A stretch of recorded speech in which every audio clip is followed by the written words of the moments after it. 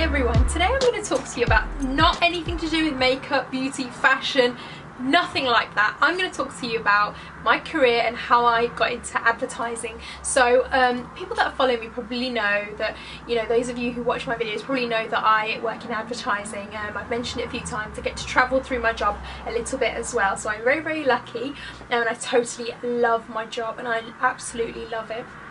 But it's been a lot of hard work to get to where I am. A lot of the girls on YouTube are a lot younger than me, and they do YouTube videos full time, and they can spend a lot more time filming, editing and all the rest of it, whereas I don't have very long, and especially at the moment I'm actually looking to buy a new house, so I'm even busier than I normally am, and I work really long hours in my job Monday to Friday, and I normally just have the weekends to film. But let's start at the start. How I got into, let's start where I went to university, and that was actually in Leeds, which is up north in the UK. You know it, those of you who live in England would have heard of Leeds. And I did a degree in events management because when I was younger my dream was to be a sports person. I was always like, I want to be a sports person, I want to be a long jumper, I want to be a football player, but then as time went on and I was like, that's probably not going to happen for me, I decided that I'd love to organise sports events, and I was like, well, maybe I should do like an events management degree, because then I can, help organise some big sporting event like the Olympic Games. And at that point I didn't even know that the Olympics was going to be coming to my home city however many years on, because this is back in 2000 when I went to university. Yes, I am older, I'm 31 years old. So I went to university and I did an events management degree. Totally loved it, did some really good hands-on, learned some really good hands-on skills, and really, sometimes you go to university and you learn things which you just feel like you're never going to use, but I learned a lot of things that I felt that were going to be really, really useful for me in like my career and my work life. So I left university and I went out into the big bad world looking for a job in 2004. I didn't have much experience, just a little bit of experience, work experience that I did while I was at uni. And the first job I was really fortunate. I got a job as an events manager straight away in Birmingham, where I actually ran a speed dating and singles events company, and I absolutely loved that job. I did it for nearly 4 years. I sort of went all around the country organising events and running a dating company where events to do with the love and I absolutely loved it. It was fantastic. I met lots of cool people doing that job all over the UK, and got to travel a lot, all just around England, all different cities. Okay, so that's how I actually started off my career in events. And you'd think, how did she end up in advertising? Well, so after that job, that was in Birmingham, I did that for nearly 4 years. Then I went on to, I decided to move to London, because I thought, living in Birmingham wasn't really working out perfectly. I didn't, the company that I was working for actually got sold, and I was going to be made redundant, and I was like, well, what shall I do with my life and where shall I go? So I thought, I'm going to move to London and pursue my dreams there. And my dreams at the time were not advertising. I wasn't too sure what I wanted to do. I always thought I'd probably stay in events, but events is one of those roles, events jobs are one of those things that generally, well, quite often are very long hours and not the best paid jobs, and you have to really work hard, just because they're seen as being quite glamorous and lots of fun, but they're hard work, let me tell you. Running events is really, really hard work. It is long hours, and sometimes it's very underpaid for the work that you do. So I came to London, and I also, after I'd finished being an events manager, I'd actually worked as a personal assistant for a short period in Birmingham for about 6 months. So generally I'm a really organised person. I like organising things, events, people, whatever it might be. I tend to be quite organised and quite efficient in getting things done. A nickname that I've acquired over the years is the Fixer, because I think I can solve any problem. So I did that. I moved to London, and I started working at a very well-known shoe company, and the shoe company is Hush Puppies. I'm not sure if any of you guys have heard of it or not, but it's a big well-known brand in the UK, Hush Puppies, and they sell all around the world. So I became the assistant to the managing director of Hush Puppies. So I did that for maybe 2 years. I did enjoy it, however I just wasn't challenged enough. You know, a lot of the work was very simple and very easy, but what my plan was, because I'd moved to London, I didn't want to like get myself into a job where, you know, it was a little bit too much and too overwhelming. Just because I was in London, I didn't really know London very well, so I wanted to sort of ease myself into London life with a quite straightforward, simple job. However, I did end up staying there for 2 years.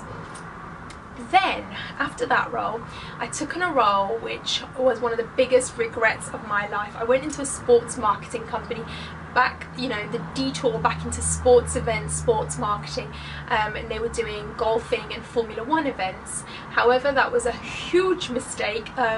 The bosses there turned out to be terrible. I'm not going to say what company it was. They didn't treat me very well, and I didn't end up staying very long. And I'm the kind of person that tends to get into a job and really just get stuck in and ends up staying for a long time. But in that job, I ended up staying for sort of 2 months, and that just didn't work out for me. So I was in London, I was jobless, and I was scared. I had rent to pay and I didn't have a job. But I'm not one of those people that's just going to sit around and be like, oh well, I haven't got a job. I was just on it. I was at every job site. I was like phoning my friends. I was like, does anyone need any work? And I was willing to just do some temping work just to get the money in and just to pay my bills, because I am not one of those people that's going to sit around and claim any state benefits or anything like that. I am healthy, I can work, and I'm going to work. So I was totally like, I need to get myself into a role. So I went for an interview. They were looking at a company called Saatchi & Saatchi, which is a huge creative advertising agency. Some of you may have heard of it. It's been established for many years. They have a fantastic reputation in London and in the advertising industry. So they were looking for a temp, and I was like, well, I'm available. I can come in and start whenever you want, and I'm happy to take on a temporary role. And obviously I didn't really have the experience they were looking for, because they were looking for someone with an advertising background. They were looking for a lot of things that I did not have, but what I did have was enthusiasm, motivation, and I was just what they were looking for, someone that was just really a go-getter, and could just hit the ground running and come on board, and just go for it. And I was like, well, and they needed someone to start right away, so they didn't really have many options. So I met the guy for an interview. His title was the talent manager, which I found quite funny at the time, but he interviewed me. We got on really well, and funnily enough we found some middle ground, which was rugby. He is a huge rugby player and I'm a huge rugby fan, so we ended up chatting for ages, and then hence I got the job.